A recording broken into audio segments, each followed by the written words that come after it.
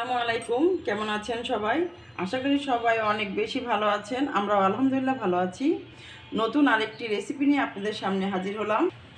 এখানে আমি কলিজা নিয়েছি ফ্যাপসা, গুর্দাও আছে, এই যে গুর্দা, আর আছে হলো মাথার মাংস। আমি এটা সব একসঙ্গে করে তারপরে রান্না করব। কলিজা ভুনা করার জন্য এখানে যে কলিজাটা নিয়েছি, এখানে এটা ভুনা করার জন্য আমি সব মশলা রেডি করে নিয়েছি। এখানে নিয়েছি রসুন বাটা, এখানে 1 বাটি পেঁয়াজ কুচি নিয়েছি, এখানে নিয়েছি পেঁয়াজ বাটা আর আদা বাটা, এখানে ধনিয়া গুঁড়া, জিরা বাটা, আর এখানে নিয়েছি তেজপাতা, এলাচ, দারচিনি, গরম মশলা, আর এখানে নিয়েছি মরিচের গুঁড়া, নিয়েছি হলুদের গুঁড়া। প্রথমে আমি এটাকে সিদ্ধর জন্য একটা পানি বসিয়ে দিয়েছি। পানি হাঁড়িতে বসিয়ে দিয়েছি সিদ্ধর জন্য। যেটা সব কলিজাটা দিয়ে দিলাম।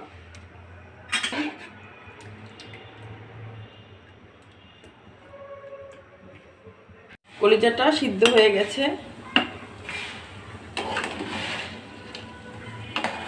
সিদ্ধ করলে কিন্তু অনেক ময়লা বের হয়, কালো কালো। যে এটা একটা চালনিতে ঢেলে নিব। ঢেলে নিলাম।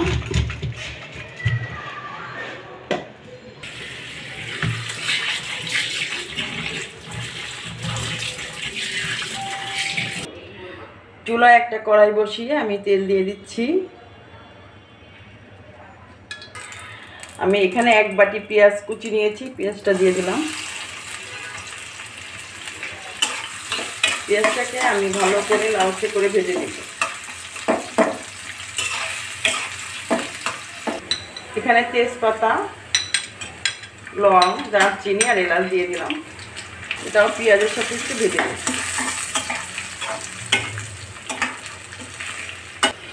এখন এর ভিতরে মশলা দিয়ে দেবো।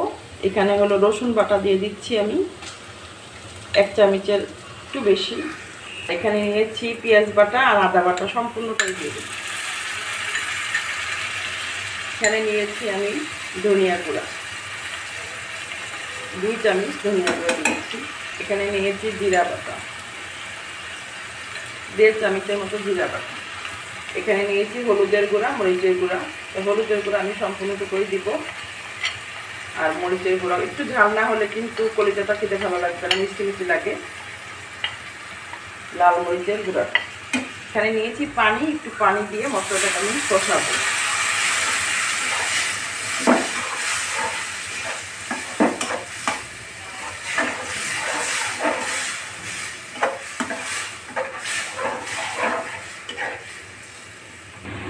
স্বাদ মতো আমি লবণ দিয়ে দিচ্ছি।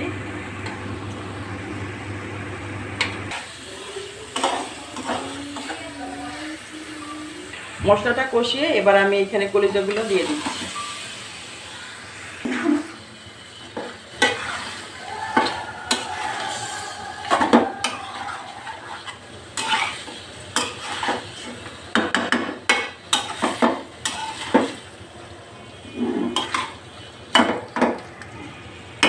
ঢাকনাটা দিয়ে একটু ঢেকে দিলাম।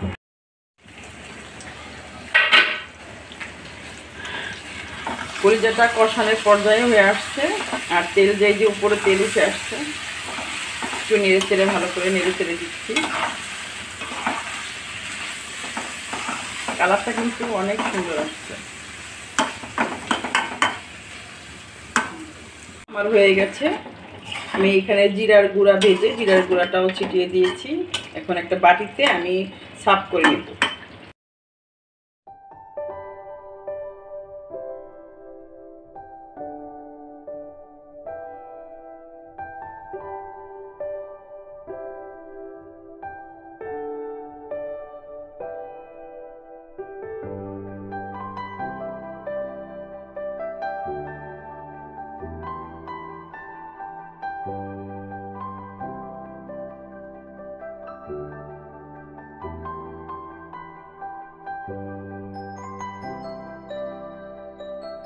রান্না শেষে টেবিলে নিয়ে আসলাম।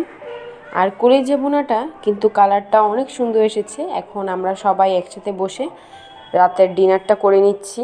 আর কলিজা ভুনাতে ঝাল যেহেতু একটু বেশি হয়েছে সেহেতু খেতে কিন্তু আরও ভালো লাগছে, আর সবাই বেশ পছন্দ করেছে দেখলাম কলিজা ভুনা।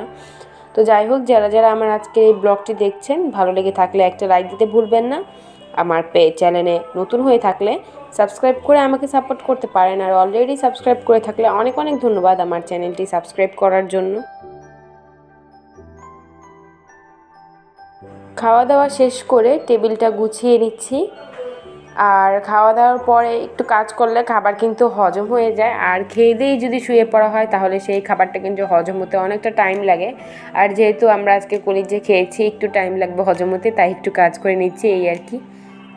তো টেবিল থেকে সব ইউজ করা থালা বাসন নিয়ে গেলাম, আর গ্লাসগুলো সুন্দর মতো উবুত করে পানি ঝরিয়ে গুছিয়ে রেখে দিচ্ছি। আর রাতের এই কাজগুলো আমি আর আম্মু একসাথেই করি।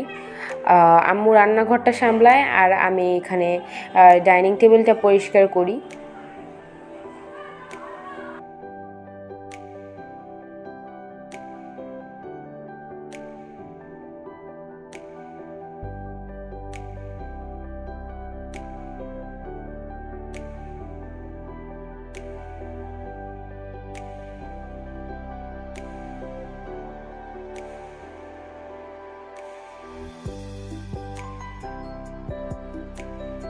এরপরে রান্নাঘরের কিচেনের যে চুলাটা রয়েছে, খাবার গরম করা হয়েছিল, তো অনেক ঝোল পড়ে রয়েছে, ময়লা রয়েছে, তো চুলাটা ক্লিন করছে।